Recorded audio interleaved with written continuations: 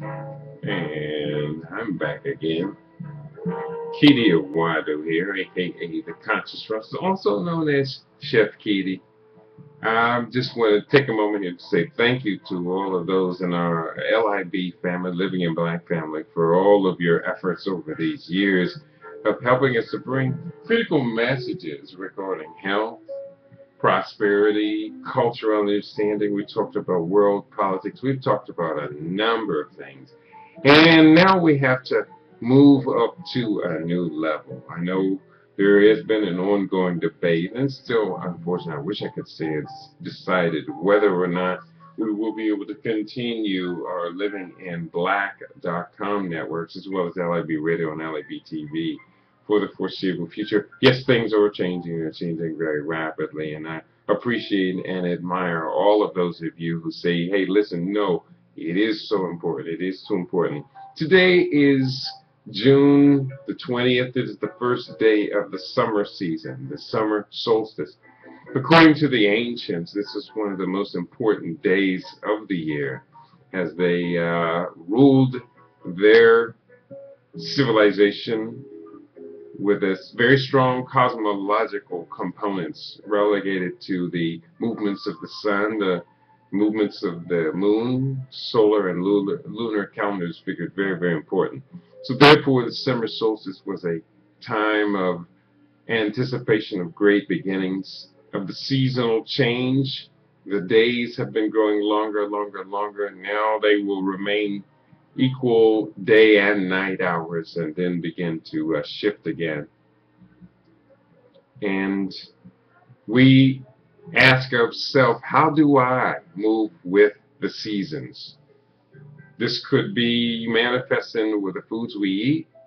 It could be manifesting the amount of time that we spend outdoors in direct contact not only with nature but with the very sun itself. We do know science has proven recently that exposure to sunlight generates vitamin D. It's actually a hormone. They call it a vitamin, which is a very strong part and a strong component to our healthy immune system. So just getting outside and being outside in the sun and doing those things that we do during the summer months. How about take off your shoes and play in the grass or do some gardening barefoot? Allow your hands to come in contact with Mother Earth through the plants, etc. Growing the food that becomes an essential part of our nutrients. Those summer fruits that are in season, all very, very important components of being the healthiest way that we could possibly be. They're helping to balance out not only the critical number and spectrum of nutrients that we would be getting them in a bioavailable form, getting them organic, getting them fresh, getting them locally grown, but also a way of balancing out our gut bacteria, the gut flora. I found out an interesting fact today that many of us believe that our skin is the primary way that we interface with the world that we are in. But in actuality, it is through our intestines because the surface area that covers your intestines that have contact with the external world, the surface area is equivalent to about the surface area of a tennis court.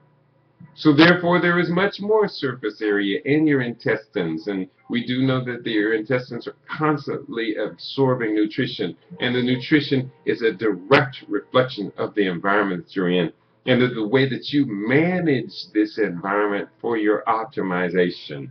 So we got to eat healthy, we have to drink healthy, we have to treat our intestines just as with as much uh, really kind of essential attention, care that we do treat our skin.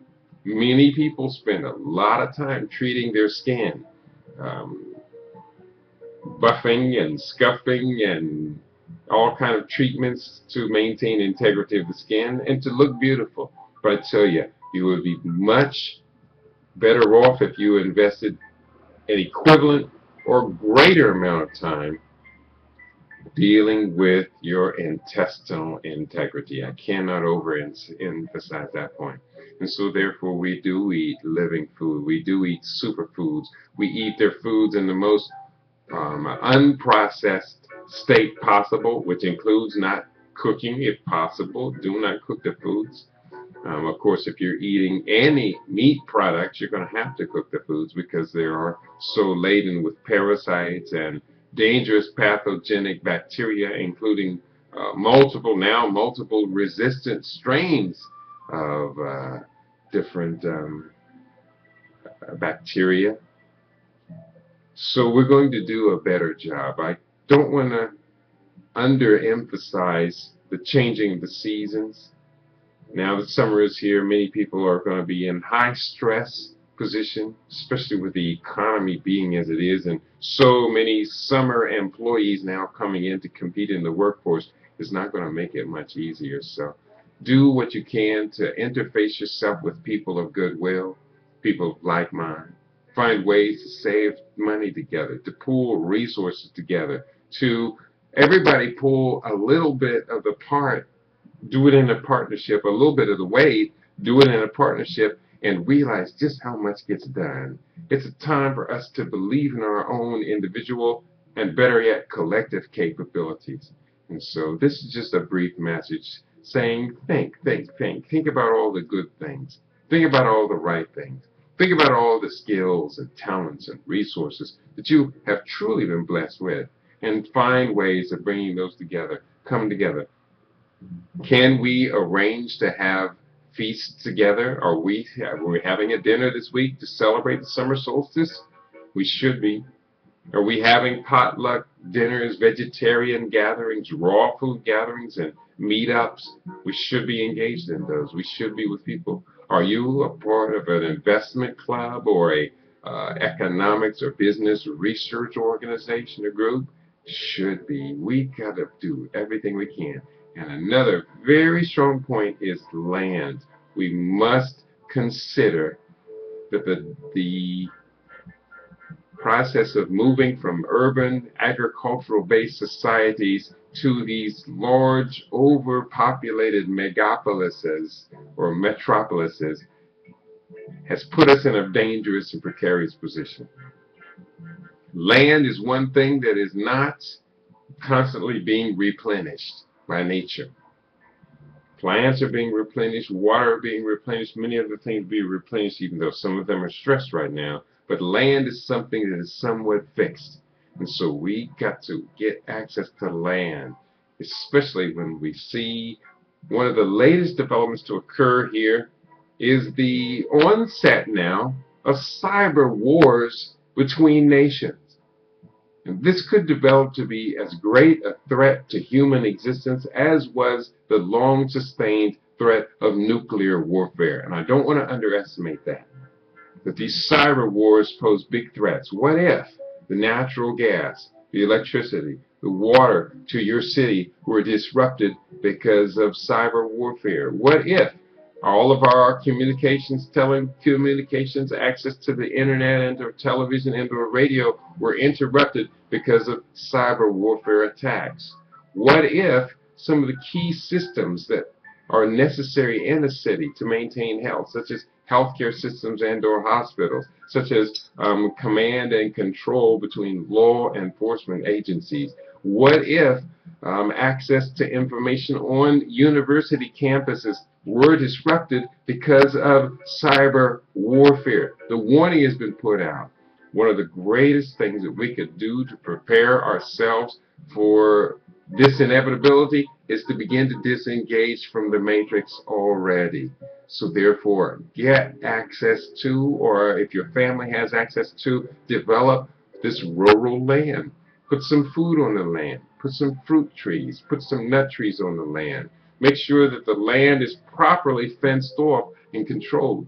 Many people don't realize that if your family has land, and there's been nobody on that land for many, many years surveying the boundaries and maintaining the integrity of the fences, some adjacent farmers, seeing that the land looks abandoned, are actually moving their fences 20, 30 yards or so into your property.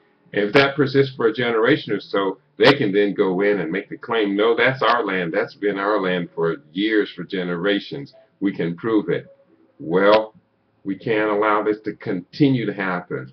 African Americans have been losing land at the rate of 50,000 or more acres a month.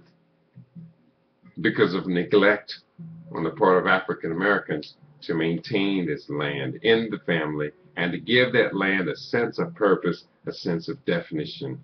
Grow organic food on that land, organic fruits, organic nuts and trees. Develop that land for resorts, for healing retreats, and all other kind of things. We have called them Kujichagulia villages in our Living in Black family. And it's been a great idea. It continues and will continue to be one of the greatest ideas for development and organizing that we could possibly do at this particular time. These are some of the ideas that have been floating through my head over the years as I've had this beautiful privilege of being in contact with so many of you and sharing my voice, my thoughts, my analysis, my research, my ambitions, my visions, my dreams with many of you. I'm going to continue to do so. My email, info@chefkeidi.com. That's chef, CHEFKEIDI.com. Info@chefkeidi.com. You can always check me out at YouTube, on YouTube, I should say, as Chef Keidi or as Living Superfood. We're going to do great things because great things are in our destiny. So let's do these great things together. Thanks to all of you for all that you've done to bring integrity to my life.